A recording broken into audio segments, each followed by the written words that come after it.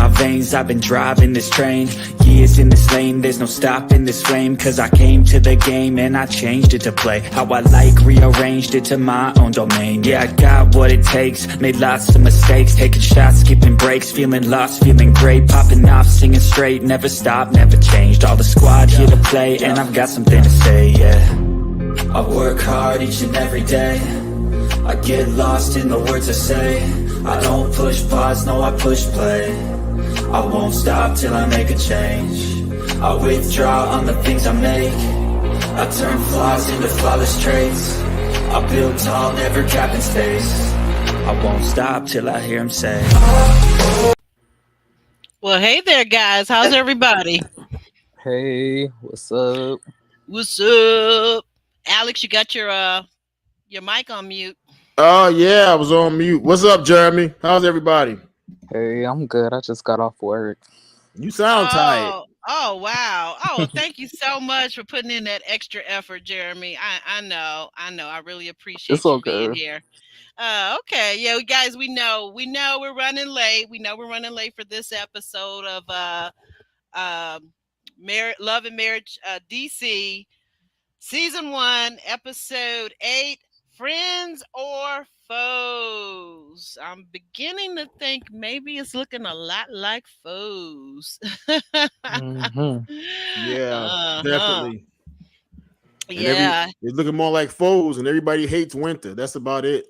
Yeah, people are kind of feeling some kind of way about winter, aren't they? Yes, sure is. well, good evening, Jay Wiley. Thanks a lot for being here. We appreciate you so much. Hey, as always, so faithful, so loyal, and such a great member. Ellen V in the house, and Edward Smart. Thank you, Edward. Good to see you again. Wonderful to see you, my friend. And we've got some new members before we get started, guys. Let me go ahead. I don't know who this is. A little funny looking. I mean, I shouldn't be talking about how people look, but she a little funny looking. This allegedly, what is that? Allegedly Aubery. Oh, wait. Aubery? What? What's that? I don't know. I gotta give a big shout out, but I don't know. She just that name. I don't know if she borrowed that from me or what. Well, I'm looking at the picture. Is it human? I'm done. I'm not sure, but I'm gonna go over and check out her channel to make sure she's not some kind of Tinder swindler scammer or some such thing. I'm gonna leave that alone. You go ahead. So is this like an alternate channel for you? Yes, it is. It is my second channel. What is this like? What is this channel focusing on? You know what? That's a good question, Jeremy Speaks TV. You're going to have to help me with that.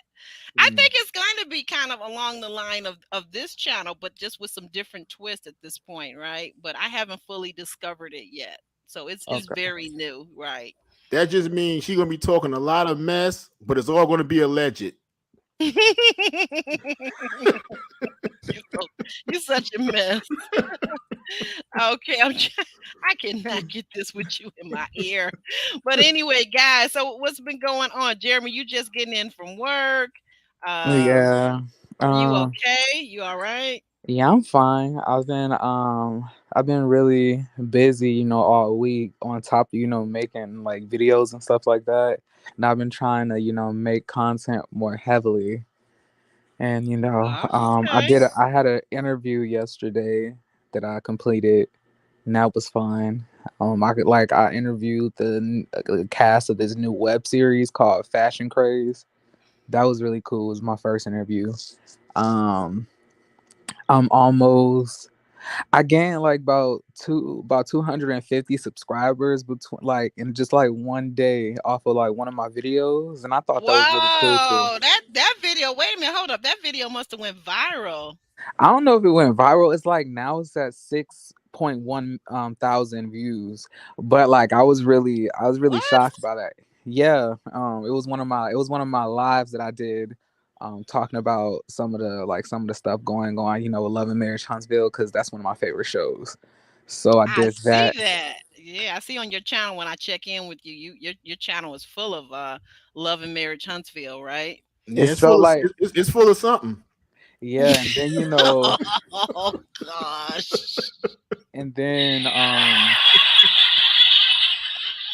I thought Lord. like I really thought that the whole me being monetized was not gonna be happening until like at the end of the year. I wasn't planning. I thought that I was gonna probably hit 1,000 maybe in December, but like I jumped like about 300 subscribers in just one day, and I'm really happy. I think probably by the end of this week I Speak should be that, monetized. Jeremy. Woo! Speak it. All right, Speak it. all right. I'm trying to tell you. Woo! Speak Our it. own Jeremy Speaks TV. Woohoo! They All don't call him right. Jeremy Speaks TV for nothing. He's speaking that into existence. Exactly. But like now, right now I'm at 920 subscribers. Woo! I'm All excited. right. That is outstanding. Another round of applause. I'm All just I'm right. just Woo! happy I mean, because it's like not I easy, Jeremy. I was just telling a friend today that if I had to do YouTube again, I don't know. I think I would just be a fan. I really would. Honest to goodness. Mm. like I really didn't I'm really happy that like for the past 3.5 months that people really have taken a liking to my channel and like really have given me a chance and like all of the channels that have let me feature on it, like this one, like you, actually, Aubrey, Chloe, it's just so I really appreciate a lot of people, and I really thank every single one of y'all. Yes, sir. And don't ever take it for granted and just keep doing what you're doing, Jeremy. You just keep I putting that work in. I appreciate it. I'm gonna keep on trying. I want to be invited to your monetization party. Okay, I definitely want to get my invitation, and I want to be there to cheer you on and celebrate your win. Because being monetized, people don't understand. Like I was looking at a channel today. I was on YouTube, and I was looking at this channel. This channel started well before I did, and not that time is a factor so much, but and they're really great, and all this other great stuff. And I looked at it and I was like, wow, their subscriber number hasn't changed since like 3 months ago. Mm. It's like YouTube, people don't understand. Like you can go to sleep one day and you can be on, let's say, 400, and you can wake up the next morning and be back down to 350. Yeah, it's crazy Mhm. like that. Yeah, but I feel I'm about to take a break this upcoming weekend. Like I Hmm. it's just I like I'm doing a lot of videos. It's way too much for me. It's a I'm I'm lot. I'm getting overwhelmed. I mean, like, but I honestly, before we get into everything, I just want to reiterate that I do enjoy all of this stuff that I'm doing, though. Like, making the content, like, cause I do it all organically. So for me, it's more so fun. I do it just out of fun. Like the monetization isn't even the more important part. I just like to see my subscriber count grow because I like to see people, really liking my channel. But back to these, DC chicks, I guess. Yeah, Yeah. let's go ahead and get on with them. Let me pull up some notes here real quick. Woo. All Mm. right. Okay, guys, this episode opens with Winter and Irena discussing their respective husbands. And Irena it seems upset with Winter that Winter calls her husband Jamie the red light special. Do you guys or she said then Irena says to I'm getting some feedback in my headset. Sorry guys. Hmm. Um Irena says to Winter, "Do you think that you are mentally effed up?" Mm. Wow. Jeremy, you want to go first, or you want Alex to go first? I'll go. Mm. I'll go first. All right. I'm not even gonna hold y'all. I don't feel I don't feel the same way I feel about Jamie and Arena as I did in the beginning, especially Mhm. about Jamie. Something about Jamie is like the more now I don't think that Jamie is abusing Arena. I don't think that's the case, but I'm just saying that Jamie has some very toxic tendencies, and I don't like his attitude. He's disrespectful, and I feel that Arena is is trying her hardest to protect him. But I'm saying, like, you said it yourself that you felt like he was cheating. So how are you gonna sit here and say that Winter is, Mm-hmm. is completely different? Like, the only difference is you didn't catch your man because he was either too smart or you were too scared to look into it and approach him about it. So I don't know, but I don't think it was right to ask her if she's mentally effed up in the head when you was just crying as soon as Terry asked you, was you hurt, after she said something about a peanut butter and jelly sandwich. Like, so I was like, you are just as messed up right now in the head as she is. Y'all both Mm. hurting. Anytime somebody say the word hurt around Arena, she burst into tears. So I'm saying, like, Mm-hmm. Yeah, are I are noticed you that. are you messed up in a relationship that you're in? Hmm. Yeah.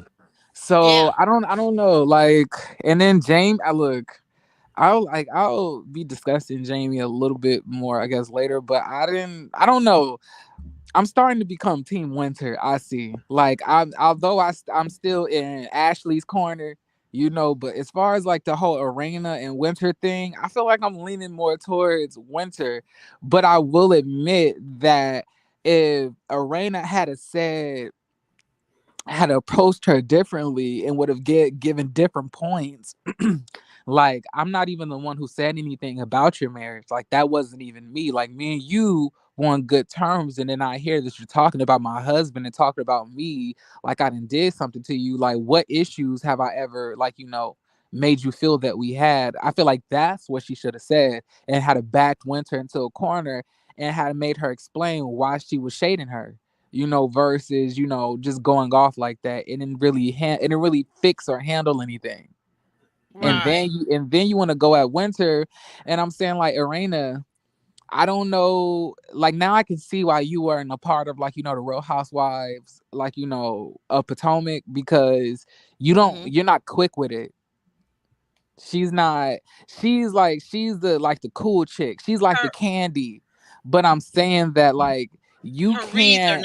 her reads are not quick. Is that what you're saying, Jeremy? Well, she can't read. That's the issue. Her man be trying to read more than she does. But, like, I'm saying that she so in my opinion, I don't think that she's a reader at all. Like, she sat there, created that argument, said, like, are you effed up in the head? Then Winter gathered her up and got her upset, and then she was starting to stand up looking crazy. And I was really surprised. And I was like, what were you expecting saying that to her? Like, you see that this girl is very, ignorant. You see Winter loves to shade the girls. Like, why would you even say that if you're not prepared to go back and forth? At least Ashley, can give. Ashley would have got her. Ashley wouldn't have fallen short. And I don't think Ashley would have stood up and got all in her face, because that's the thing I didn't like. It's like all of a sudden, Irena became her husband, and I said, "Wow, you know what? People spend time together; they don't realize how much they rub off on each other." Or Because is that? she became aggressive. I'm gonna just Yes, call it what it is, and I don't buy this whole argument that black people can't be called aggressive. I don't buy that. yeah. And then on top of that, like, I was just really confused at, like, I was like, why she didn't ask certain questions that I thought she would, and that I thought she would ask. Then, like, I don't know, this whole show is starting to become kind of weird to me. And then I feel like everybody want to sit here and call, like, Ashley this, like, mean girl because everybody else want to follow her. Like, that's not her fault that she exudes leader energy and everybody else want to follow behind her. Like, that's not her fault. It's that the Mm. Arena and Monique wants to, follow her. That's not her fault. You know. Yeah, she's kind of she tells it. She's like, to me, she's really one of the most authentic people on the cast, really. So I think that's the reason why people like her. She just speaks her mind. She says what as far as I can see thus far, she says what she means, and she means what she says, right? But yeah, I definitely did get out of it. Did you get out of it that Irena was being a little passive aggressive with Winter in that scene, Jeremy? Yeah, I definitely feel that way, but and I'm saying I don't necessarily blame her, for, being passive aggressive with Winter, because if I heard that Yeah, but nickname from, myself, I would have felt some type of way too. But all I'm saying is like you didn't ask the right questions. You ended up looking crazy, and it just wasn't a good look. There's just a leak. Come on, Alex. There's a leak. It's like when police are investigating a case, or let's say there's a drug sting or something like that, and the dealers always got heads up on when the police are going to come raid and they get out of there or get rid of all the stuff. That's because there's a leak in the police department somewhere, right? And in this situation, the leak is Monique. Monique is the leak because she gives up all the information to Winter, knowing that Winter's going to go back and tell these girls what Monique said. She going to call them out. The first chance she gets, she going to call these girls out on that stuff. I think you got it backwards. What? Wait a minute, say it again. What does he have backwards? What did you say? No, because he was saying that he knows that Monique is gonna tell all this stuff to Winter, and Winter is gonna tell the rest of the girls. I was like, I think he means Winter is telling Monique, and Monique is telling the girls. No, Monique is trying to play peacemaker, and she keeps putting Winter in the mix. You think Monique is trying to play peacemaker? What I said, play is an act, because he keeps putting Winter in the middle of this stuff, knowing Winter don't like the girls and the girls don't like her. So all this stuff about red light special, why did Jamie fall asleep at a red light, didn't answer Uranus text and all that information gets out there because they tell Monique, and then Monique sit down with supposed her friend of 15 years, Winter, and start telling her this stuff. She's the leak. And people don't take kindly when you start talking about their spouses or their children. Now, Uranus might have got a bit out of character because she jumped up knowing she wasn't going to do a damn thing, because she wasn't going to do a damn thing. But she was angry and emotional. Okay? So when you talk about people's spouses, their children, their family in general, they get very defensive. They get very upset, very angry behind that. And that's what Winter's doing. Yeah, now, the stuff that everybody know about Winter's husband and her situation, because she herself put it out there. I mean, yeah, but like in my opinion, like I said, Winter didn't repeat anything that they didn't say themselves.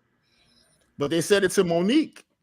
I mean, no, they said it to her. Like Arena had that one-on-one dinner with Winter and said that stuff about her own husband to Winter, and Winter was basically to me, I looked at it as Winter was like, we all have our friend who we talk mess to, like who we be like, let me tell you what I feel about this person. Like, and I feel like she felt like that's what she felt Monique was. I don't think that she was anticipating Monique running back and telling the girls every single thing that she said. Like, let's be real. We all have a friend who we vent to and talk and we gossip with. Mm-hmm. My point exactly. Some stuff needs to stay with the two people. But see, there's an old saying: two people can keep a secret, but one of them got to be dead. Okay, and that's how I feel with Monique. She can't keep her mouth shut. She throw a brick into a crowd and stand back and watch everybody else fight. That's what she's doing, and they're probably doing that intentionally to create drama for the show or whatever the case is. I understand TV and so forth, but again, to call these women husbands' name, DJ Fun Size, the Red Light Special, and all these different type things, you're throwing shots at them. Well, no, I don't think she's throwing shots. Like I'm saying, like what do you call DJ Fun Size? That's not taking a shot at the man. I mean, like in my opinion, I'm not saying that it can't be considered that way, but to me, I feel like throwing shots is if she said it to them. But if I'm venting to my friend who I'm not thinking is gonna go back and say anything, I'm not throwing shots. I'm just talking to somebody who's been my friend for 15 years. Like if I don't like somebody and I go to my friend, my best friend of 15 years, and we have a conversation about that person I don't like, I'm not throwing shots at that person. I'm talking to my friend about a person I don't like. It's not throwing shots unless I am anticipating, that person knowing what I'm saying. Well, then are they really your friend? If they're gonna go back with what you told them in confidence and go tell the same people that you were talking about, I don't know if you can call them a friend or not. Listen, I've been trying to tell y'all since the first episode that Monique was fake. Right. Mm. So we'll continue on. So effed up from your relationship, which is Irina's words basically to Winter. I'm like, wow. Winter is rather testy about Kevin being brought up, but then I realized, and I couldn't change this right now, but it's not Kevin that she's upset about husband. She's talking about the first husband, the father of her what is it, 4 children, Yeah. about him, stepping outside of the marriage at the time while they were still husband and wife, and apparently fathering a child with the nanny or whatever, right? Mm-hmm. So Arena, that's this is when Arena stands up, and then again, that's another thing. Like Arena, I'm like with you, Jeremy. Arena, if she can't take the heat, she needs to stay out the kitchen, because if you're gonna throw shade and talk smack, then don't be the one to be the first one that has to stand up, okay? Because that girl didn't say anything to you for you to have to stand up over her and start wagging your face near her nose. Because see me, it couldn't have been me. You're not wagging your finger in my face. We're not playing that game. Yeah, like I don't know, like I said, I feel like I still like Arena, but I like do too. I don't know about, About what? I don't know if she's necessarily a good fit in the position that she's in on the show right now. I mean, Okay. like, it would be better if Monique and her switch places, like I said, like Arena was the nucleus of the group. But because Arena is not that, and she has to, and she's not, she doesn't have a neutral stance in this. So it's not like she could just sit back and be the peacemaker that I know that she probably could be. She has to, like, Monique is starting drama between her and Winter. Mm. Right. Roro for real says, she says that Monique is the bone carrier. Do you guys agree with that? That she's the bone Absolutely. carrier? Monique is a lot of Absolutely. Monique is a lot of things that I'm gonna say later. Yeah. Okay, yeah, we'll get to that scene. Instead of staying home and getting the bone, she rather carry him. So we'll leave that Mhm. alone. I don't think you know enough about those two people to be saying that, sir. Well, I said it. Oh, Well, but you said it, but that don't make it true. Just a word out there for the audience. That's all. Mm-hmm. All right. So anyway, so then I said, is the pot calling the kettle black? Just saying, Arena is angry. Lord. Mm. Meanwhile, Quick and Jamie meet up for the a b-ball tournament in B-more. So a b-ball tournament in B-more, and they are both big party men. They're kind of weighing who has the biggest crowd at the latest party that they've thrown. And Chris and Monique arrive. Yeah, yeah. Quick and Jamie was going at it about the numbers. Hmm. Everything they have is sold out, and Quick says all his stuff gets sold out. There's never issue with his stuff getting sold out. And Jamie's like, "Well, I sold out the last such and such parties I did," and blah blah. And they kind of going back and forth, like, "Okay, what is this really about?" you know, you guys at this Men being men, or being, I should say, men being boys. right. You know what I mean? So it's like, okay, y'all need to calm down and go sit down, which they eventually did. So, you know, Right, right, right. but when they sat at the table and everybody was, congregating, I'm not sure who's the young lady with the hat that came in stirring up stuff. I didn't get her Ta- name. Tasha Lyons. That's she Tasha wasn't Lyons. stirring up. She I was mean, like No, she.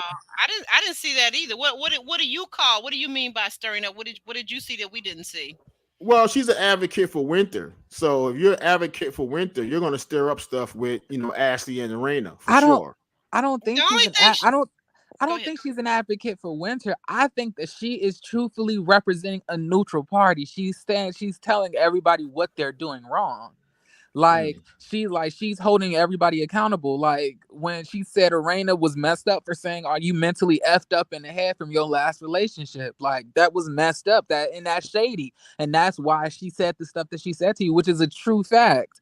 And then she also told Monique that she needs to go check on her friend because her friend is Right. obviously still going through some stuff. Like I'm saying, like, to me, Tasha is representing, like, voice of reason, something that nobody in this group obviously is trying to do.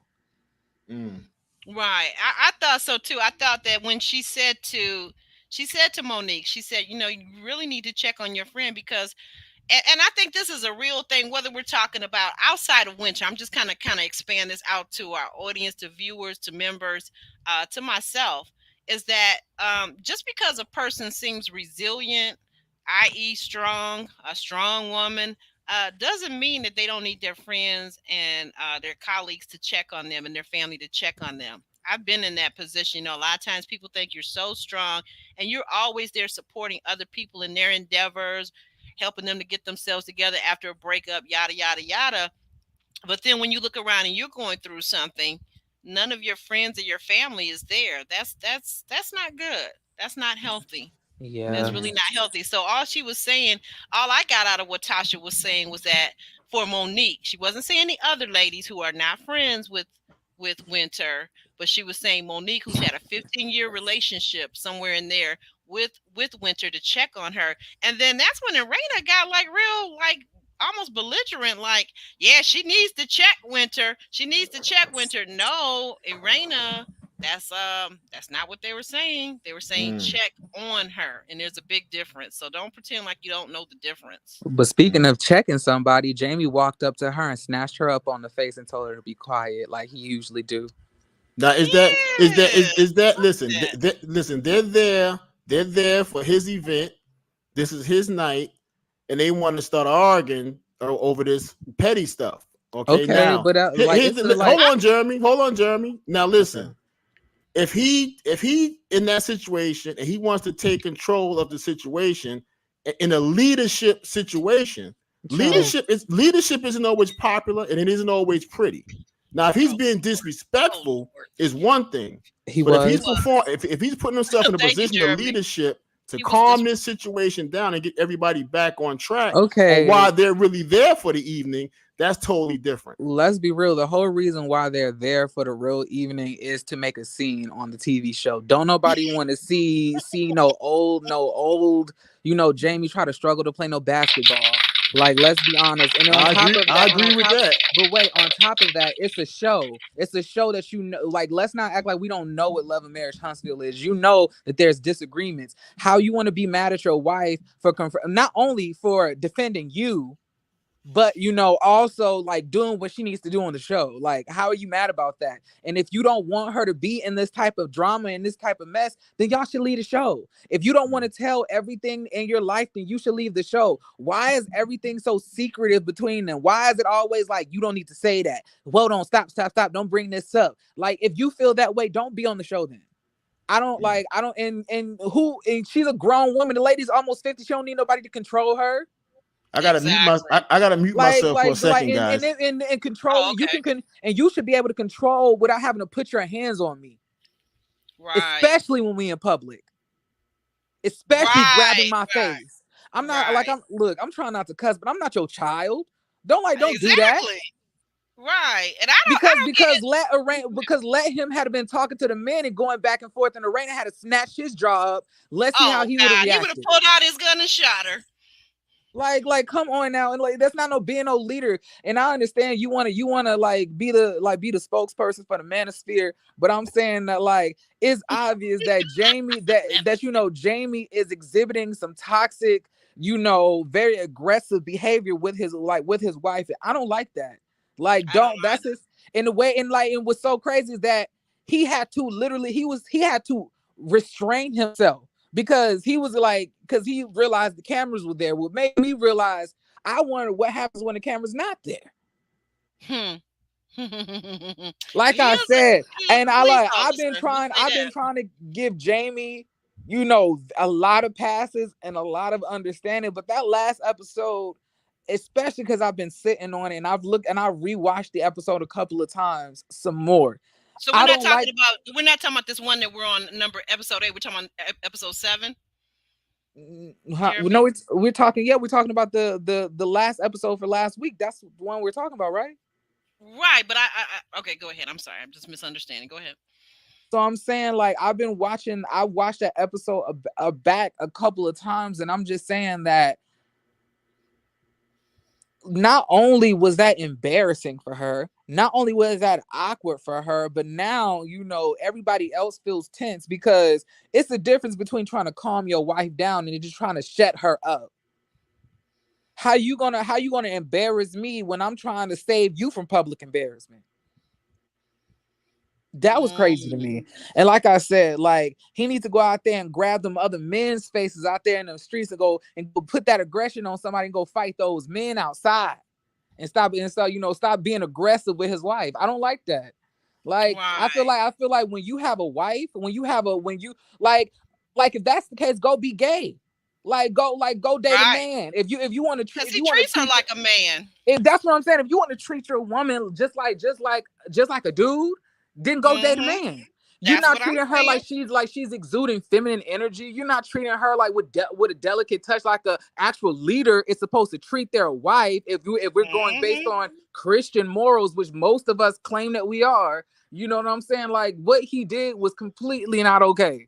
He be handling her like she one of the dudes, like she his son. Right. That's what I was looking at. I said, you know what? I've always had a slight bias against, and I'm gonna say it, against cops, even though a few of my friends are retired or are police officers.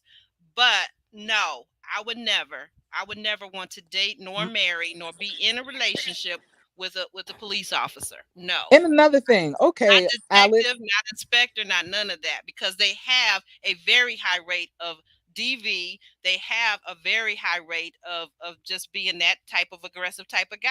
I don't want it. I have a question for you, Alex. So would you snatch up your wife's chin while she's in the middle of talking to tell her to be quiet? I remember he told us he had to go on a break or whatever, right? You recall that? Because I don't think he's on the mic. Okay, because I really want to hear. Well, I'm back. Okay. Would you snatch up your wife's jaw? The way he did in public. No. But why wouldn't you do that, Alex? Yeah, Alex. That's disrespectful. What you talking about? Yeah, Alex. Because you said for a minute ago, you said he was such a great leader, yada yada yada, and nobody was buying that. And then you also said it was, that's not leadership. Can I answer it? Can I answer it?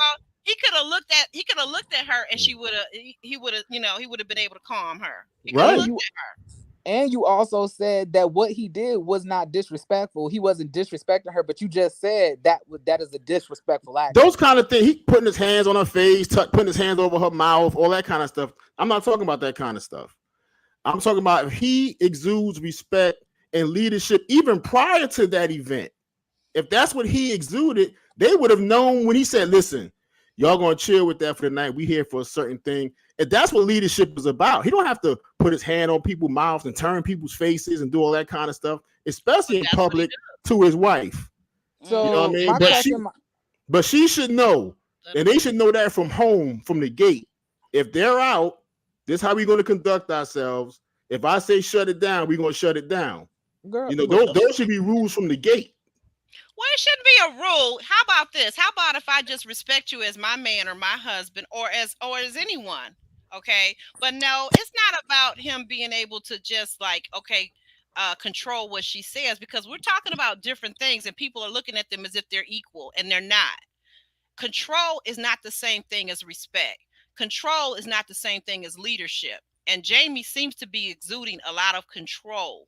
And putting your hands on your wife's face like that. I mean, first of all, not only was she seemed to be a little taken back, which I'm a little surprised, because apparently that's what he does, whether they're in private or public. But the other ladies, as well as the men, looked at him in a different way.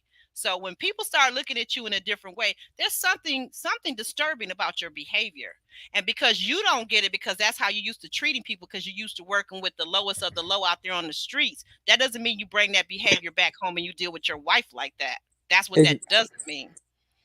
And I'm saying, is leader to me, because I was actually in the military. I actually know what leadership is. I actually had to had to lead a division of 31 grown men. You know, like being a leader is not, just dominating and, talking over people and making people feel like they can't, express and conduct sometimes themselves. It is. No, it's not. Sometimes it is. That's the issue. And that's the issue with people from past, eras and past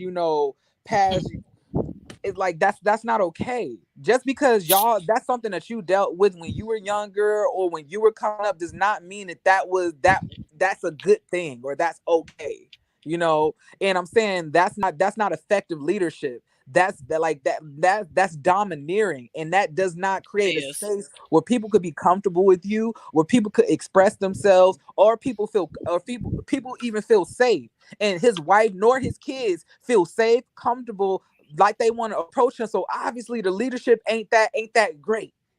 Yeah, I can go tell you what to do, but what is it? But if I'm cussing you out, like yelling at you, punching holes in the wall, what am I really accomplishing besides fear tactics? Right.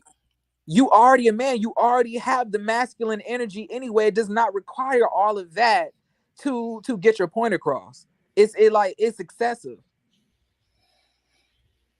And he's It not like is. no, and he's not a feminine man, so it's not like he has to overcompensate for his lack of masculinity. Like, it does not require that much. It's up there like, babe, like, come on, let's go. Let's get on, like, let's just get on the floor. Like that, it could have been just that. He didn't like, I Mhm. don't know. It's just something like my mom got abused, and I don't like that. Well, Keep let your me say hands to this. yourself. Let me say, yeah, keep your hands to yourself. That's not what I'm talking about. But sometimes, and it may be old school, it may be new school, who knows? But many It's old school. times, many times, many times, fear breeds respect. Okay, and No, it does. sometimes you have But to that's pull stuff very out of old your school. pocket. That's Listen, very old you school. if you sitting around talking nice to your kids all day long, can you We're not please talking pick about that up? kids. We're Can talking you about please? grown Well, people. Let's listen. stay on topic. Sometimes grown folk act like kids, and they got to be It don't checked and matter. put in Well, their you know No, what? place. what I is might like? like Are that. you? I Are you might act Sometimes like serious? a grown kid. folk I they may act act like like a kid. kids. I'm a grown woman, and what you not gonna do is treat me like a kid, okay? And then if that's how, Okay, like to that's Jeremy's point, if that's how you're treating your family, including your wife, who is grown, okay, almost 50 years old, she pretty doggone grown. But if that's how you're treating your family, maybe that explains some things in his family. So I'm The saying, I don't like, know dynamic. what they've been together 28, 29 years. What does it They've explain? been I together mean, I 20, mean, wasn't 26, but that's not the point. She may be the woman that puts up with that stuff. That's not what I'm talking about. I'm talking about his relationship with his children. wasn't Tina Mm. Turner with Ike for like 15 or 18 years? You know, Yeah, you know, it's Ike was nothing for beating the hell somebody out to of be her. trauma. It's nothing for somebody to be trauma bond for many years. That's And no I'm big saying, deal. This is no like, comparison, Jeremy. This is I'm no not saying this. comparison to I'm not Tina saying Turner. there's any comparison. I'm just saying, like, if people could be in something that's completely unhealthy for a long amounts of time, like that, like, Correct. to me, a length of a relationship does not dictate that it's successful. To me, what Correct. dictates a successful relationship is effective communication, effective, like, I would say love between the two. I would say, friendship between the two, transparency, understanding, compromise, and all types of different aspects. And I don't see that when I look at that relationship now. I see somebody who barks out, demands, and somebody who crouches in the corner and just listens because And puts they his don't want. hand all over his wife's mouth. Yes. And like I said, I don't know. I just don't like to see men talking to women like that. Like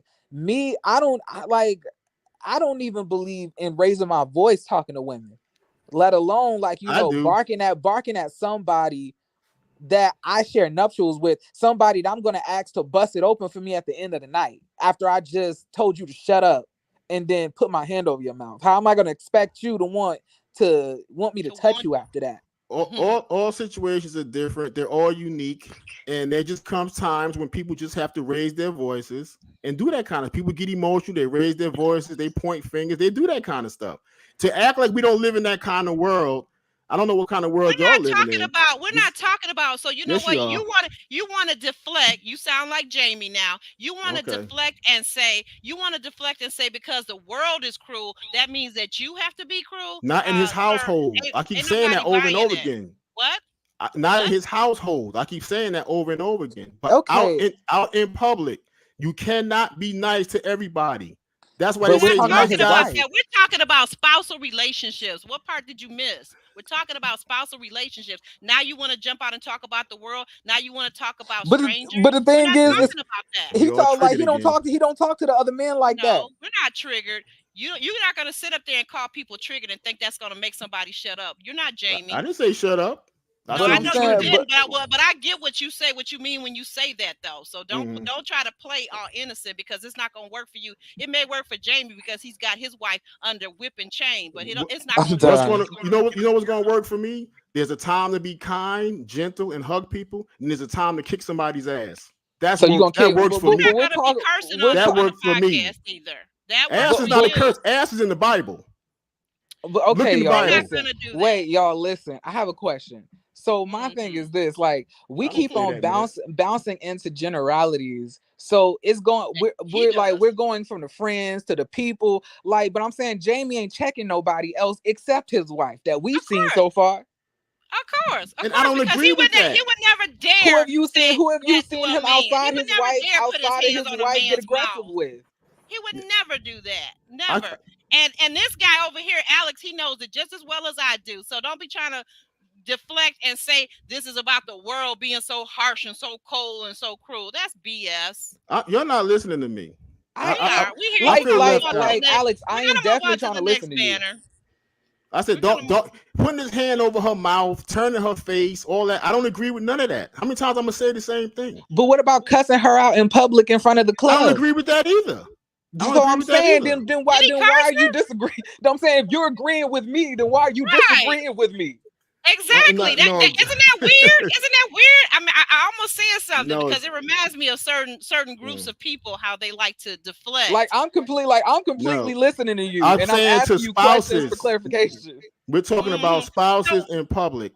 At home, it may be a different situation. Okay, but we're not in public. This is a reality television show. Mm-hmm. If you wanted to be classy based in public, then you shouldn't have been on the show. Y'all need to go home. Yeah. Stay home. Be professionals at home. But you're on a reality show, so you're gonna get into conflict in public. That's right. That's right. So yeah, it may not be a show cut out for them. So moving along, Mo asked to come by Winter's home. When she gets there, they proceed to have wine, cheese, and crackers. Mo tells Winter that she has told the other wives the nickname that Winter has given their husbands: messy, messy, messy. Very. Alex, you have thoughts about this? Go ahead. Just Monique is being Monique. She's coming in, stirring up trouble. Pretending to be friends. You can't sit on the fence here. You can't sit on the fence with Winter and then go back and tell Ashley and Urena what's being discussed here, because you want to at some point get them in one room and then act like you're everybody's therapist. You can't be everybody's therapist. You're screwed up yourself. How you gonna be everybody's therapist? So she's up to her old tricks again, getting information that she can go out and use again, so she can stir up fights between Winter and Urena. It's the same stuff with her. And she keeps doing it over and over again, knowing Winter, right, wrong, and indifferent. She can't be volatile. Winter not going to let you attack her in any way, shape, or form. She's not. She's going to stand up for herself. That's one thing I give her credit for. She's going to stand up for herself. So that's my take on that scene. Oh, okay. And as Jeremy said, Winter, she's going to stand up for herself, one thing. And two, she's not going to vet her husband after that first one anyway. She's not going to vet. And then the other thing is she going to throw shade. Jeremy, it's on you. I would have left Monique on the doorstep in the cold with the snow hitting the back of her neck, talking to her through the doorbell, because I wouldn't have let that demonic woman inside of my household. Like, I don't like Monique, and I feel that everybody on the show is tiptoeing currently right now, because Monique is like the quote unquote executive producer, and they're all trying to make it to the next season. So they're not necessarily calling her out like they want to. And I feel like Ashley and Winter are both looking at Monique like she's crazy. Actually, I feel like most of the cast is, but they don't feel like they have the footing right now to really approach her like they want to. Monique, I didn't understand how all of a sudden now you have an issue with her basically calling her husband's DJ Fun Size. And let's be clear, Winter did not call Jamie Mr. Red Light Special. Monique made that up herself. Like, what she said is like Mr. falling asleep at a red light. That's what she said. Mm. Like Ah, Monique, okay. Monique turned that her own. And I'm saying if you had such a quote unquote problem with it because people quote unquote said that about your husband, you know, when they would call him big boy on Real Housewives of Potomac, why didn't you check her right then and there? See, but what you did, Monique, you egged it on. You actually gave her examples of other things being fun size so she could like grill him even harder. And you were laughing. Now all of a She sudden you want to was. sit She here, really was. and now like you're sitting here trying to act like you were offended. Like Monique is so fake. And let's also talk about Monique. You're not trying to help anything because you literally had a sit down with Ashley and Winter last episode. You could have brought this up right then and there. But you sat and waited until after they got over it to bring this up so they could fall out all over again and extend drama for the rest of the season. And like I said, I can understand if you want to do this from a production standpoint. But you said, and this is coming out of your mouth, that you didn't even want to be on this show, that they had to talk you into this. So if they had to talk you into this, I would imagine that I'm not sitting here trying to manufacture drama for the sake of a show that I truthfully don't even care about being on because I don't need it. If that was the case, you wouldn't be doing this. So something is telling me that you're thirsty for fame, that you're thirsty to be in the limelight, and that you're thirsty for the show to take off because you want to be on reality television. And you don't care who you have to be fake with, who you have to backstab, who you have to drag down to get to that point. And you would throw your friends of 15 years underneath the bus just so two girls who don't even know you like that will like you. And what's crazy about it is like they don't even like you like that. They're only doing this so they can get to the next season. Trust me. Hmm. I've called it out. I predicted how all of this was going to play out just based on the first episode. Next season or the season after that, those girls are going to turn on Monique. And Winter is going to turn on Monique too. But watch, Winter, Ashley, and Arena are gonna link up. Or Winter is gonna bring a friend and they're gonna gang up on Monique, and Monique is not gonna have Ashley on her side either. Mm. Monique is out here like trying to play with people's intelligence. And then you talking about trying to hold people accountable. Let's hold you accountable. You've literally been stirring up this whole thing this whole time, Monique, because you and your husband have nothing going on. Y'all not interesting. Y'all not charismatic. Y'all not funny. We don't enjoy watching y'all. Every single time I have to see a Monique and Chris scene, I almost stab my eye out with a pencil Oh, because I was like, wow, I gotta see another wide hip man get disrespected by his wife on national television over and over and over again. You know, why he's like, so Monique, give it up. We see right through you, and we still don't like you. And your fans who followed you from Real Housewives of Potomac to now, they don't even like you now either.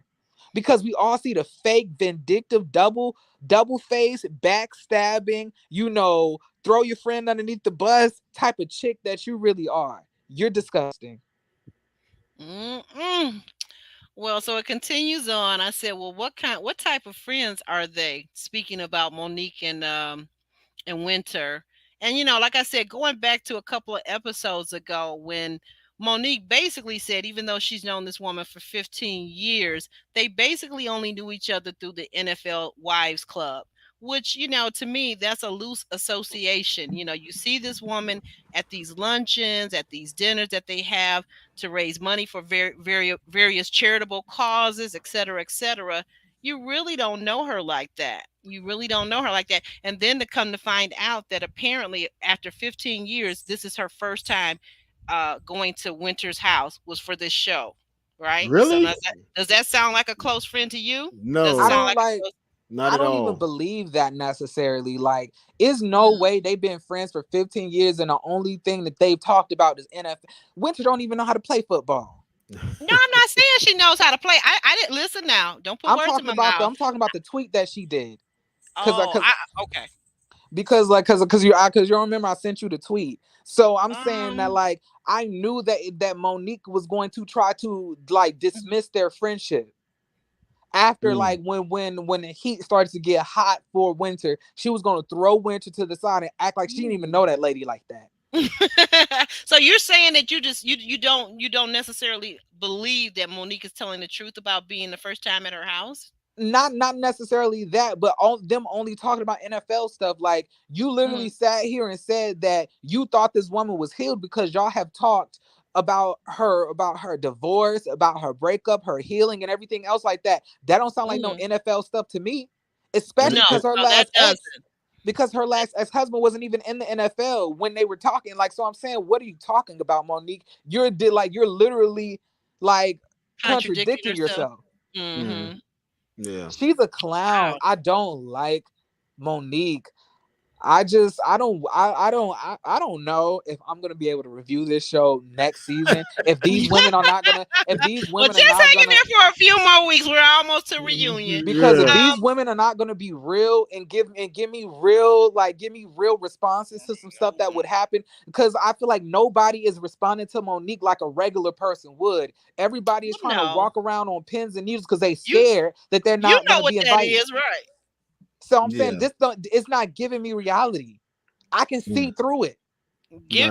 Let's get to the reunion and see what comes out then, because like you said, Monique is kind of supposedly the linchpin for the series at this point. But give it until the reunion and see what comes out then.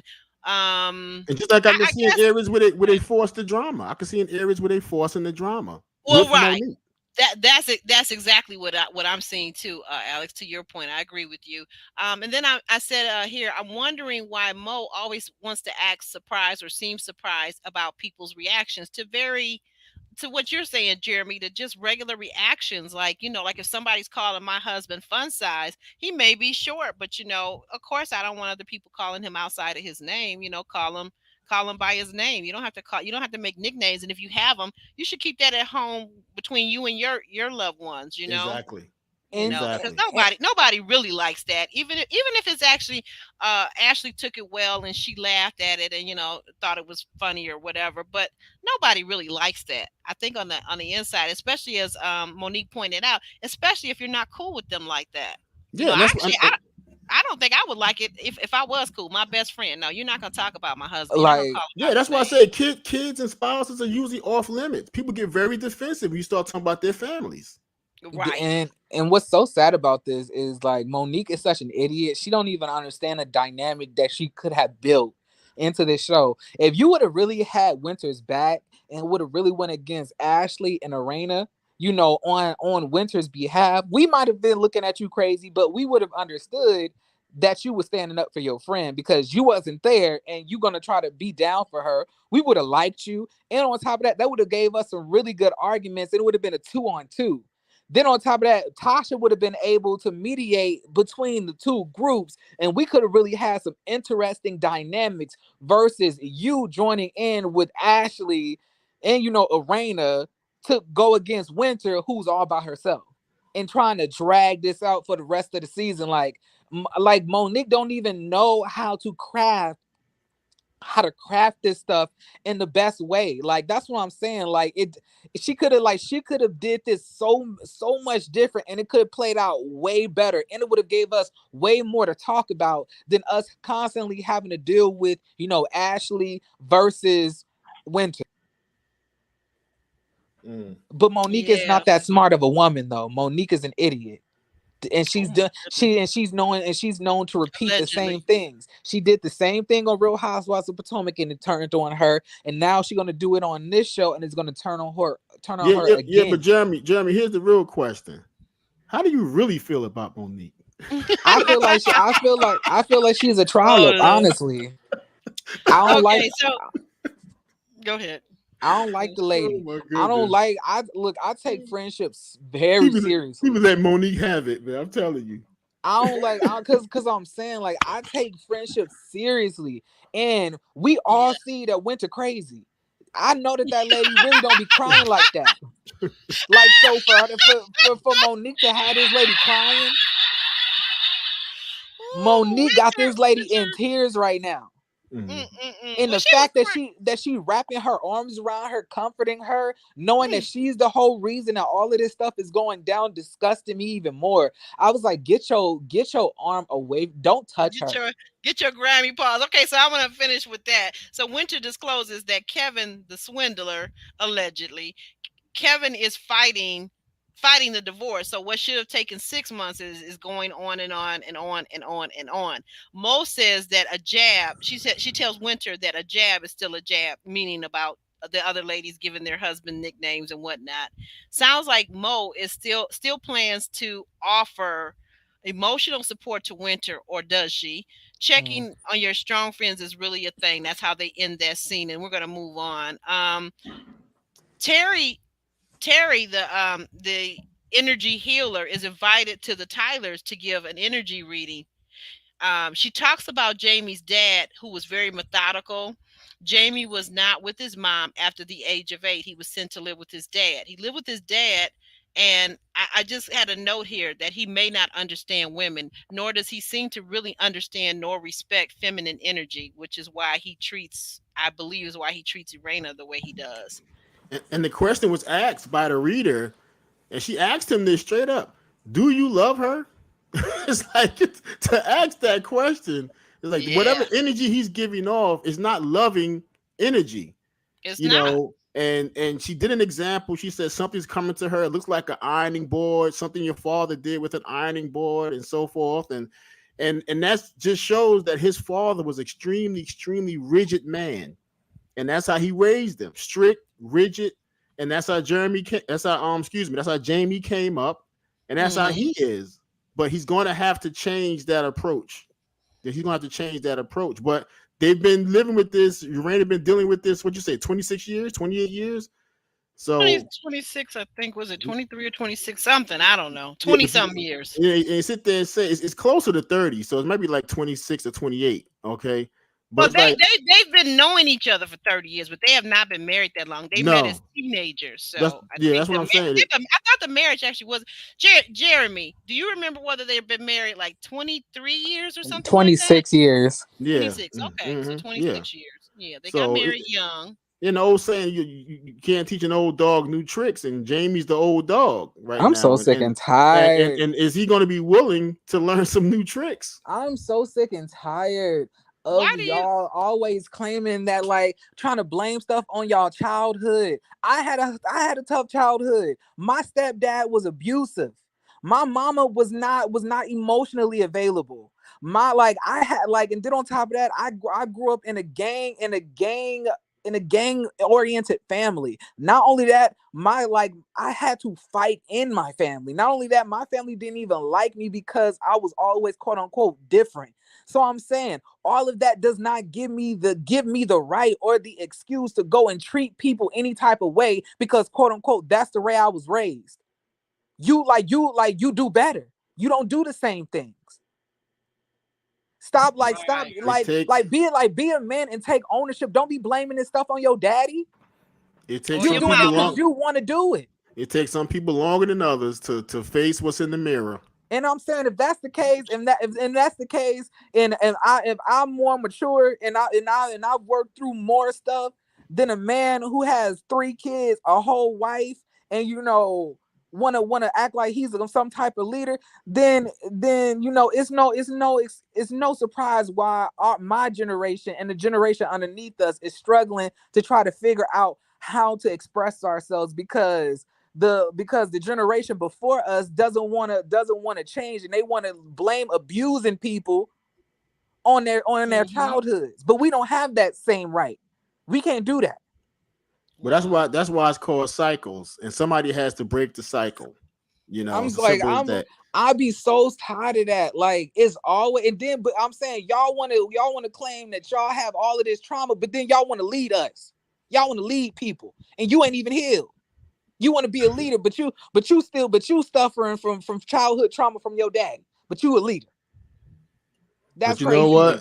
You know what? Speak on it, Jeremy. Speak on it, because I agree with you totally. Because what his father did to him does not give him the right to my dad, my stepdad whooped me with a baseball bat. How you get whipped with a baseball bat? Easy. Don't You like pretend he like like you he took don't like know. he took the baseball bat and was wearing my legs out. Like I easy. now I And got beat. I got beat give me with a lot that of don't give me things, the but right never a to sit. baseball bat. That don't give me the right to sit here and treat people messed up because I had a messed up childhood. And I was raised quote unquote tough. And I was raised not to cry or not to express myself. Most black men were raised like that. I got beat with my Christmas presents. If that makes any sense. Like I'm saying, like I'm tired of Jamie saying that. Most black men had that childhood. What's interesting to me, and thank you, Jeremy. That's a really poignant share that you just gave to us. Thank you so much for sharing that, because I'm sure if it happened to you, it's probably not the only person that it happened to. I am sorry that happened to you like that. Yeah, one of the things one of the things that I'm really sickened by with Jamie is that he will be this super domineering, aggressive man with his wife, and then yet when he's called out on it, when the couples are there looking at him, and I forget what Ashley said, like she basically, like in so many words, said that it wasn't cool, now whether he hurt her or not, and then he wants to say, what is it, he wants to make excuses, is what I'm really trying to say. I can't remember Jamie's exact words, but I'm really like confused by that. So you become a child when held for accountability. You become a childlike, and you get this little whimper and this little soft look in your face. But any other time when you're trying to control your wife, you're trying to control an adult, you're grabbing her face, you're putting your hand over her mouth, and then you want to tell us, the viewers, that you're playing and you're just joking, and can't we take a joke? It's not a joke, sir. It's not funny. It's not cute. It's not a good look. And you knew you were coming on this show, and basically your lifestyle is going to be exposed. So, I mean, if your wife is cool with it, because if she like it, I love it. Honestly, I don't. That's a way of saying really I don't. But I don't love it. But if she likes it and accepts it, and that's the lifestyle that you two have built up for each other, hey, go do your thing. But when you bring it to national TV, sir, we're going to critique it, and it doesn't look good. It's not a good fit. It's not leadership, and you're not strong. So, I would suggest just getting a little bit of help with that, because that's really not cool. The energy lady, getting back to Terry, so she said you really are more loving than you behave. So if that's something that you need to work on, is how to express yourself, and how to be for a black man to know how to show love doesn't make him weak. Maybe that's something you need to explore, because I know there are a lot of black men that think that things like that, being domineering, being controlling, being a womanizer, that's part of a culture of men that makes them think that they're real manly. But sir, it is not. It is not. It's not how you define manhood. At least not where I come from. It's not how you define manhood, and it's really not going to give you a happy home life ultimately, I don't think. And I'm saying, like, DeSosa, this man is 50 something. And I'm saying, like, he got more years behind him than he does in front of him, if we're being completely honest. He's not trying to work through anything. He's not signing up for therapy. Like, he wants to spend more time in the club for fun instead of going to therapy and making sure that he can communicate with his wife so she can stop crying every single time somebody talks about a peanut butter sandwich. He want to just go to the club instead of going to go get the help that he needs to communicate more effectively with his family, and also heal from the trauma that he's been dealt with. He's not even doing the work, and that's the issue here. I'm saying, you cannot sit here and blame stuff on your daddy. All right, that's right. I'm not taking that from no 50-year-old man who want to be a leader, who want to tell everybody what to. No, don't sit here and give the accountability to your daddy. Take the accountability like you want to take the ownership and leadership of everything else. There you go. I just I can't take that. That's ridiculous. And I don't know how Arena is sitting here trying to play the victim. If it was anything, it's not Arena out here trying to cry. It seemed like everybody else saying one thing to Arena and she just burst into tears. If anything, to me, it looked like Arena trying to protect him. But y'all want It to know what does. a fan approached Jamie on Twitter and says, I just thought it was real disrespectful for you to grab your wife's face like that. Y'all want to know what Jamie said? I What? did What it, he, and what you gonna do about it? that's a real response. That's what he said. Yeah, Well, like I said, he's from that part of the culture that thinks that all this tough talk and what he gonna do and what you gonna do and da da da da da. He thinks that makes him big man on campus. I mean, listen, maybe back in the '60s or '70s it did, but most people are trying to evolve now. So you might want to catch up with the culture. But I just a thought, we just a can we thought. can. What do you Okay. have? What do you have to say, Alex? No, I didn't say anything. You don't have any thoughts on any of this? Not that particular thing. We can move on to the next subject. Yeah, we're gonna move on because we're time crunched here. I got fees to pay to StreamYard for excessive hours. All that money you got, you monetize now.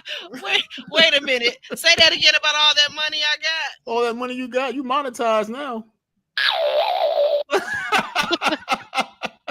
anyway, getting back, does Jamie truly love Arena? I mean, I guess I didn't hear an answer. I didn't see an answer, but his face, the look on his face to me told me all I really needed to know about that situation.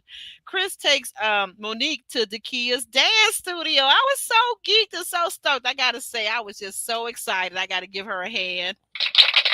She's not only a NASA engineer, she's also a dance studio owner, and that is just so awesome. Tapping into her creative side and her number side. Mm. But the dance studio, I loved it. I loved it every time Chris went boom, boom, boom, boom. I loved it. And I love the fact, but what I loved the most was that Chris finally spoke up for himself about Mo critiquing him all the time. Mm. Um, Alex, what did you think about that? Yeah. The dance scene. First of all, I really enjoyed and was surprised to see the Kia. It put a smile on my face. Really did. Mm. To see her for that brief moment. Without all the sexual innuendo with their dance routine or their exercise routine, I think it was great. A lot of sexual suggestions in there. They're having fun with it.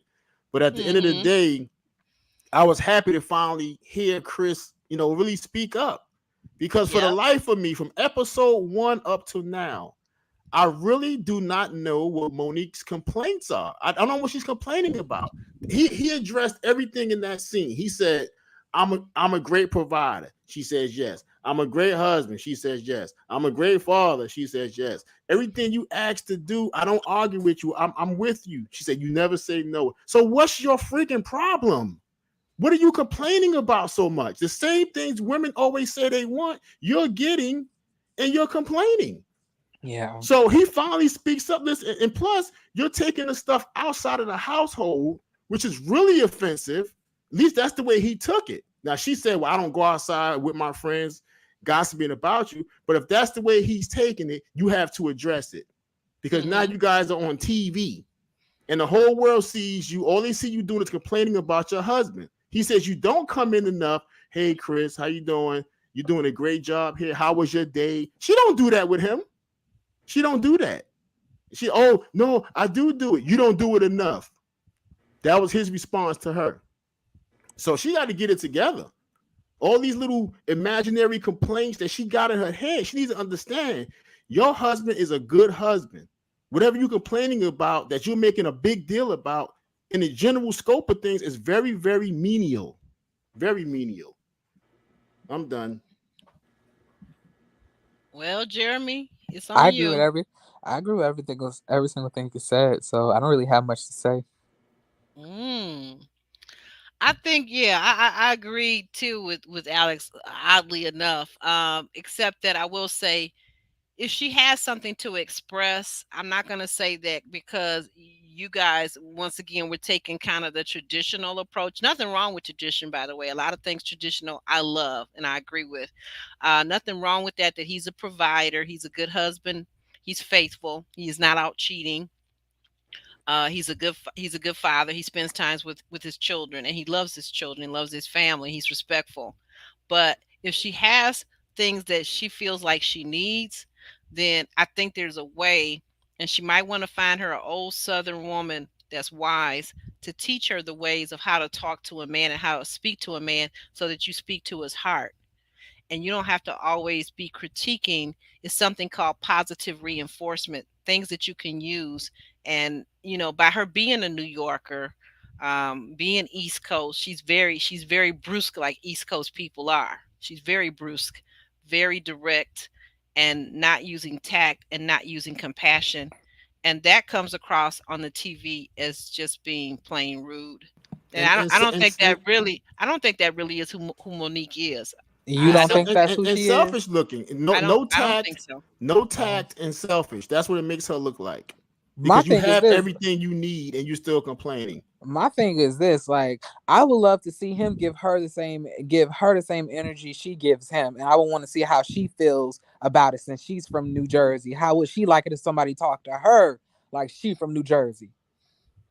Yeah, New Jersey. Thank you. I stand Like corrected. let Chris tap into his New Jersey energy and talk to you like a dog. Yeah, It's, Aubrey, to your point, you made a good point. If she has concerns, because no marriage is perfect, no situation is Right. perfect. So if she has Exactly. concerns, she should express them. Monique's problem is she make those things seem so monumental when compared to the other things, they're really not. You live in a great house. You have a great marriage. You have a great husband. Your kids are great. I mean, she make these things monumental when you in comparison to what's really going on. And that's what I think people have a problem with her about, because they look at Chris and they go, "You got a great dude here. What's the problem?" And then she try to backtrack and go, "I do support you. We got to get you together because he says I'm sitting around watching too much football. I really do want to coach. I want to coach either NFL team. I want to coach a little league team. I want to do something, but I got to get off of this couch and stop just watching football and doing that." And she says, "Okay, we got to figure out how to get you to do that." Now she want to push and support him like that, I guess, to clean up what he just said, because he made a bunch of great points on her. And now she's I guess she realized it without actually saying it. I guess her saying she going to support him in his endeavors is a way of saying, "I apologize for what I've been saying. I'm going to support you in your thing like you support me in mine." See, I'm not from the camp that it has to be one or the other. Like I was saying just a second ago, I'm not from the camp that if I'm married to somebody, I don't have the right to express myself. I'm not saying that. But I do take concern with the way she speaks to him. I do say that, and I think that's a lot of people who are upset with Monique. It is the way that she speaks to him, and I really don't see that there's a lot of self awareness in her. So that's why I say I don't feel like it's mean spirited. Um, I don't feel like it's mean spirited. I feel like that's the directness that she's probably had with him for what they've been married almost 10 years, and she was his girlfriend before that for several years. So I mean, for 16 years, this is how she's talked to him. But it's getting to a point where it's painful. It's painful for him, and especially if you're coming on TV. Let's be realistic. Especially if you're coming on TV and the whole world is now seeing it, then people are going to make their they're going to make their assumptions and their judgments based on how she talks to her husband, that it maybe seems like she doesn't have a lot of respect for him, that she doesn't feel like he's doing a good job. Just begin to give him some positive reinforcement and rewards, and just look at that. Look at, like I said, there are women out there. Like, I thank God for my godmother, who is a wise woman of God, who is very sage. And if I ever need to know how to speak to a man or how to be in a marriage, she's the first person I'm going to, because she knew how to take care of her husband. God rest his soul. He's gone on in now. But she knew how to take care of her husband. She knew how to win his affection. And when she needed him to do something, she knew how to speak to him. And it's a thing. You get more with honey than you do with vinegar. It's just a fact. Yeah, like, and you're supposed to be your spouse's like, maybe I look at relationships differently, but anybody that I'm dating or anybody that I'm in a relationship with, it's a Mhm. whole nother different tone I speak to them in. It's a whole nother type of Exactly. energy that I treat them with. I treat them Exactly. with a delicateness that they deserve because it's different. Like, I believe that when you're in a relationship, that person is supposed to be like a safe space for you. That person is supposed to be a comforting energy for you. I shouldn't be feeling like you're about to like stab me, verbally when we have, discussions. I should be able to, effectively be able to talk to you calmly and, Mhm. respectfully, and we should be able to soothe one another. And I feel like a lot of people don't know how to do that nowadays because everybody want to be quote unquote toxic, and they think that stuff is Mhm. cute. Like, it's not cute to sit here and try to demean your wife or your husband. So Correct. I don't know. I did like my last relationship, I was very, very delicate, very respectful, very, softer, when I spoke with them. But it's crazy to see Mhm. how this is all playing out with these couples. The only person that's talking to each other like they really do have respect for each other is So Ashley and Quick. I was just about to say the Silvas, exactly. Because we never see on screen, at least anyway, we never see Ashley demoralizing or speaking to her husband in that tone. Never. They're uplifting. You can tell the two of them are a team. They present a team in front of us. And I don't feel like it's an act. I feel like that's really who they are. Yeah, And that's the whole point of a partnership. Because if I'm going to be with someone, if loving terms of endearment is not what they're calling me, but they're calling me outside of my name, with those other terms, or the tone is unloving or domineering, we don't need to be together. We don't need to be together. exactly. 'Cause I'm with you, Jeremy. If your person of interest and your person, your special significant other is not that safe space, then what are you really doing? What do you really have? If that can't be the person that you go to and you feel safe to tell anything and to be vulnerable, then what do you really have? I don't even know what to call what they have, like, and I'm talking about both of Yeah, those relationships. Like I said, when you we when gonna you get go ahead. go ahead. No, go ahead. When y'all get into relationships, I really do think that people need to learn how to communicate respectfully and, with their spouse. You like your spouse isn't like everybody else. Like, your spouse is Mm-mm. supposed to be different, set apart. He's not just like any one of your other regular friends, which is why she doesn't talk to her husband in the way that like she talks to Winter, and that's for the Sosa. You don't treat your spouse like you treat your friends. That's not the same thing. I won't It's talk to not. my friends and my spouse in the same tone. Mm-mm. I was just thinking of a former girlfriend of mine that once told me the most despicable thing that she did to her husband, and I had a hard time ever getting over that. But that's their marriage. So everybody, people do different things in their marriage. But we'll continue on. Mo wants to take a couples trip, a detox couples trip with Winter. Yeah, Oh my goodness. Winter's not a couple. She doesn't have anybody. So Well, she But actually still does have a husband, but they're not together, right? To your point, they're not together. You're right. and So what do you think about that, Alex? Do you think that Winter should be on the trip? I guess she's saying that Winter is not going to stay, but what do you I think? mean, for the sake of drama on the show, yeah, she should be there. But Right, right, right. but the expression on the other woman's face when you see, I guess, the trailer for next week. I mean, the expression on their face though, Winter's coming because I invited the sex therapist or whatever that person that's coming because Yeah, it was sex she therapist. she was recommended by Winter, so Monique feels obligated to invite Winter, which she would have invited Winter anyway, in my opinion. Mm-hmm. Yeah. Um, so the other women, you see Ashley face. I mean, if looks could kill, it's like it's crazy. I think you jumped a scene because right now we're in. Yeah, she was saying that. Okay, I guess maybe my cards are kind of mixed up too, or my Mm. notes. So we're talking in the scene. She's saying that to her husband, and she mentions Winter. Then we move into the next scene where the men meet up and get introduced to Kevin Williams. Kevin has a binder, a wedding ring, and an ebook. What do you think about that, Alex? Yeah, Kevin, Quick and Jamie did not know Kevin prior to this, and I guess Mhm. Chris wanted them to meet Kevin and get acquainted with him to see what kind of guy he was. And he come there with all these receipts. He had a copy of Winter's book, which he says Winter's book talks about their love story.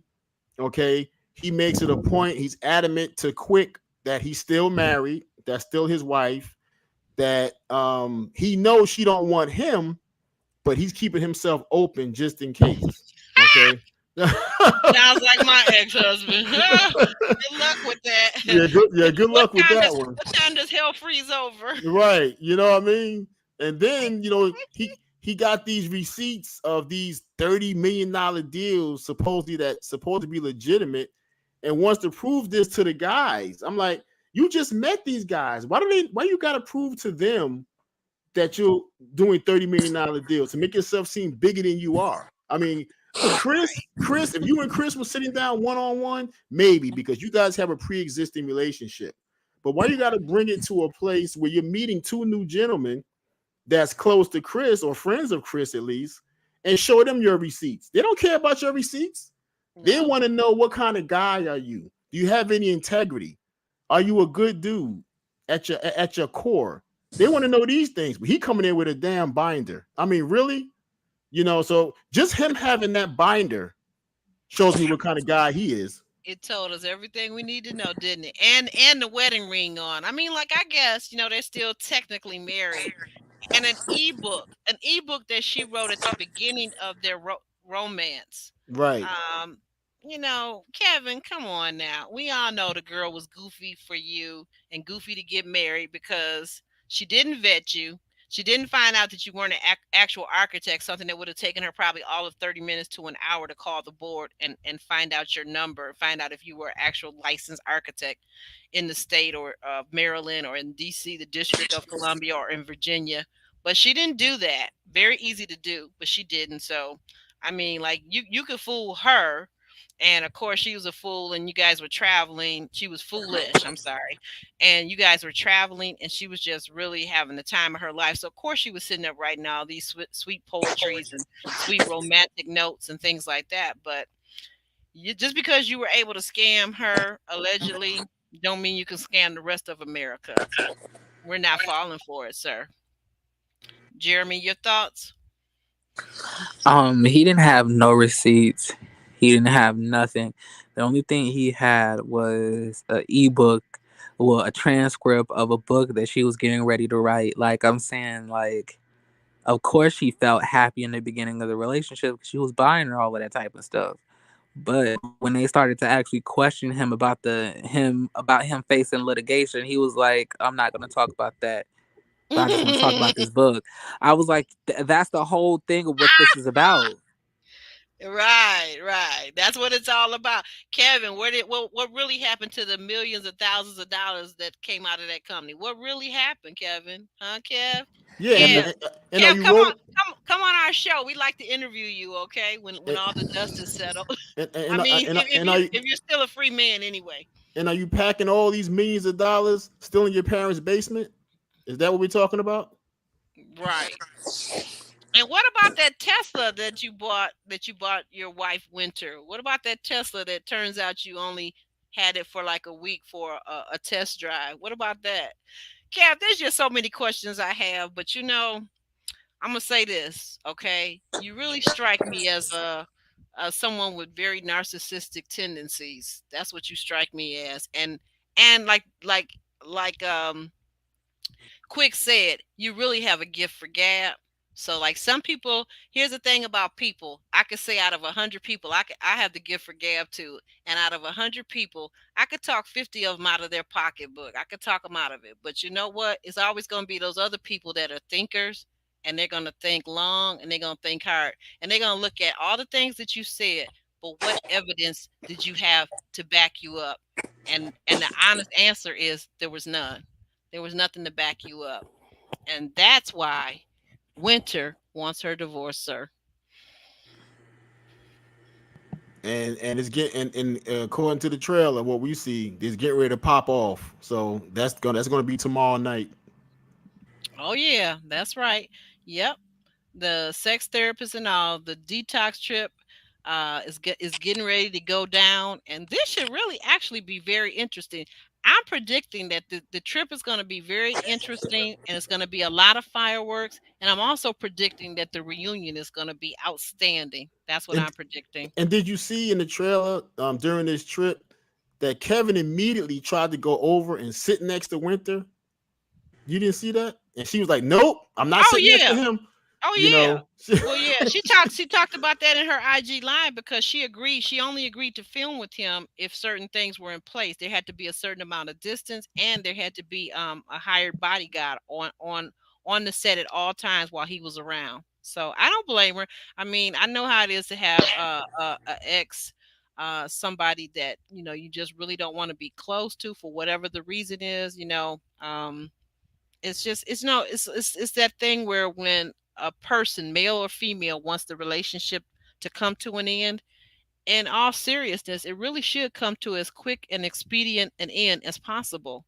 There's no reason for this man to be walking around talking about because he's got his ring on and because the legal paperwork hasn't went through, because the thing that he's not telling the fellas is that he's fighting the divorce. He's fighting it. He's putting up roadblocks to the divorce. So like, what is that going to do, dude? At the end of the day, she's going to get her divorce. You guys are going to be divorced.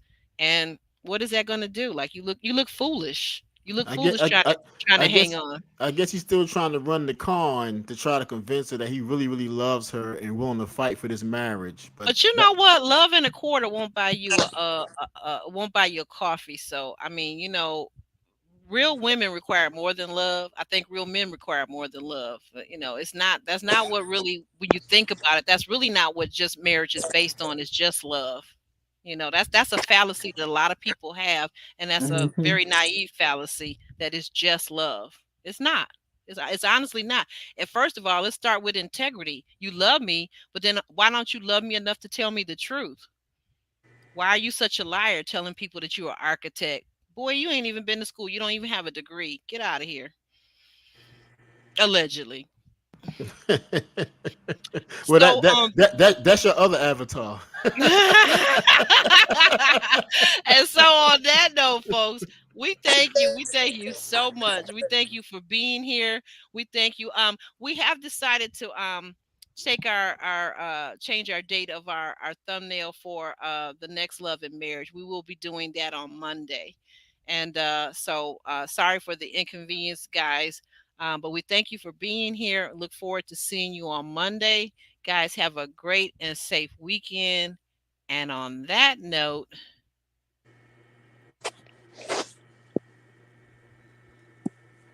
oh, I'm sorry, Jeremy, before we go.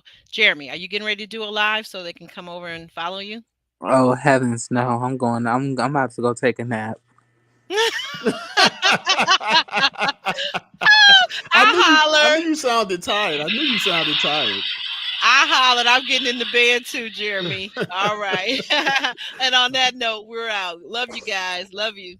But